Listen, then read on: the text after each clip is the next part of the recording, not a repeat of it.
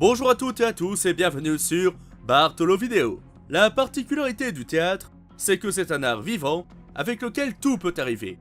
Parfois, on a un trou de mémoire sur scène, parfois, il nous manque un accessoire, et parfois, un autre comédien nous fait une blague qui tourne mal. Sur le coup, tous ces petits incidents, on n'a pas trop envie d'y repenser et d'en parler autour de soi. Mais avec le temps, ça devient des anecdotes rigolotes qu'on se remémore en riant entre comédiens. Aujourd'hui, nous allons vous proposer de découvrir 4 anecdotes de comédiens, avec toutefois une petite particularité, l'une de ces anecdotes est fausse. Saurez-vous découvrir laquelle? Bienvenue dans ce premier épisode de Anecdote théâtrale, trouvez qui ment.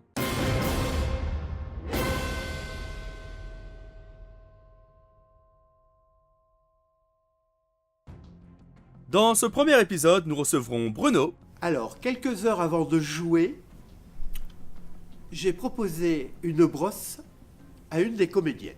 Gaël, Alors moi, j'ai dû enlever mon soutien-gorge pour les besoins d'un spectacle. Vincent Alors, un jour, sur scène, j'ai oublié de sortir. et Fanny. Je n'aime pas l'alcool et j'ai pourtant dû en boire à mon insu sur scène. Saurez-vous trouver qui ment parmi ces 4 comédiens? Écoutez bien ce qu'ils vont vous raconter et faites-vous votre avis. Alors, soir de première, 1 heure avant le spectacle, nous sommes en train de nous maquiller, nous habiller, et les comédiennes se font des anglaises. Et sur une des comédiennes, ça ne prend pas, l'appareil ne prend pas. Donc je propose gentiment de prêter ma brosse ronde et je dis à la comédienne, bah, écoute, attends, je vais te le faire. Et elle me dit, non, surtout pas, touche pas à mes cheveux. Trop tard, j'avais déjà enroulé la mèche de cheveux autour de la brosse et je commence donc à l'enrouler jusqu'au sommet du crâne. Et le problème, c'est que quand j'ai voulu la dérouler pour voir l'effet que ça faisait, pour voir si ça faisait une belle anglaise, malheureusement, la brosse était restée, les cheveux étaient restés attachés à la brosse et plus moyen de les enlever. Mais alors, vraiment, plus moyen. Je ne savais plus quoi faire. La comédienne qui était en stress, et ça se comprend très bien parce qu'une heure avant de monter sur scène, elle n'était pas maquillée, elle n'était pas habillée, elle n'avait pas pu se concentrer. C'était vraiment l'horreur pour elle. Une autre comédienne vient à la rescousse et commence à retirer mèche par mèche les cheveux qui étaient enroulés autour de cette brosse. Mais ça prenait un temps fou. Donc un deuxième comédien arrive, ils se mettent à 2 sur la tête. On envoie chercher de l'après-shampoing, on met de l'après-shampoing, on met de l'eau, et toujours rien, et les minutes qui passent. La comédienne qui me dit, mais je veux plus te voir, casse-toi de mon chemin. Et bon, je comprends très bien sa réaction. Hein. Le temps passe, le metteur en scène vient nous voir en coulisses et nous dit, ben alors, on lui dit, encore 10 minutes, encore un quart d'heure, donc il est obligé d'aller sur scène pour dire, bien voilà, nous avons eu un petit incident technique, parce que forcément on ne pouvait pas dire que c'était une bêtise de ma part avec ma brosse que j'avais enroulée, quoi.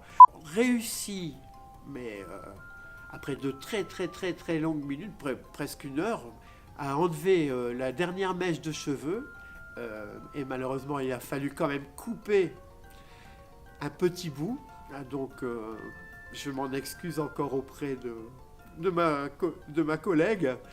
Mais sinon, ensuite, tout s'est bien passé. Elle est montée sur scène et elle a joué divinement bien. Je pense même que cet incident lui a donné la rage et elle a été plus éblouissante encore qu'à son habitude. Alors voilà, nous étions plusieurs en coulisses. Nous attendions pour pouvoir entrer en scène sur un spectacle. Donc nous accompagnons en fait des chanteurs et des musiciens. Donc on a une de nos comédiennes qui devait rentrer sur scène derrière une couverture et simuler des petits ébats amoureux. Et pour simuler ces ébats, elle devait jeter en fait un string pour prouver qu'il y avait ces petits ébats. Et au moment de rentrer sur scène, impossible de remettre la main sur le string en question. on avait perdu l'accessoire. Du coup, très rapidement, je me suis délestée de mon soutien-gorge que je lui ai donné afin qu'elle jette cet accessoire sur scène pour bien prouver ses petits ébats amoureux. La personne qui chantait et que nous accompagnions a été un petit peu surprise parce que d'habitude il voyait un petit string à froufrou passer et là il s'attendait pas à avoir passé un soutien-gorge.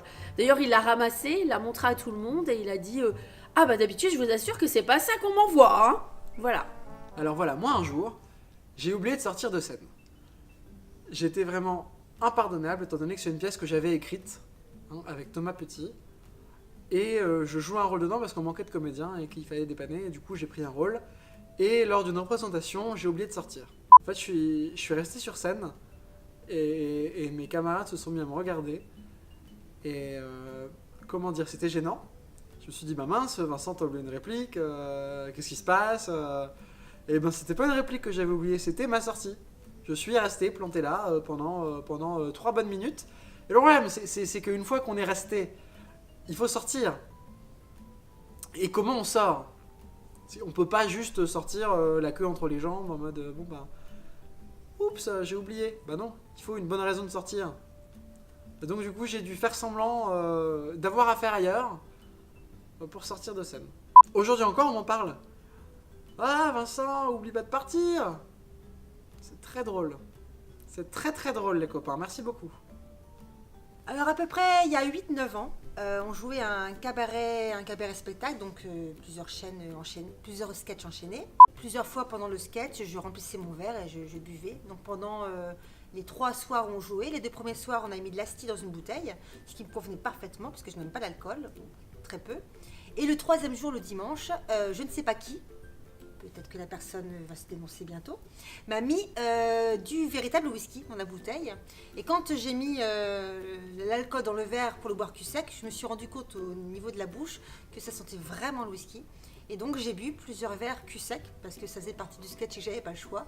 Et je trouvais ça horrible. Mais maintenant j'aimerais bien savoir qui a fait ça.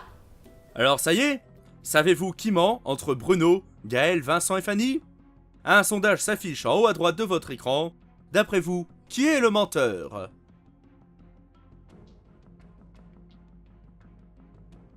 Allez, on ne va pas vous faire attendre plus longtemps.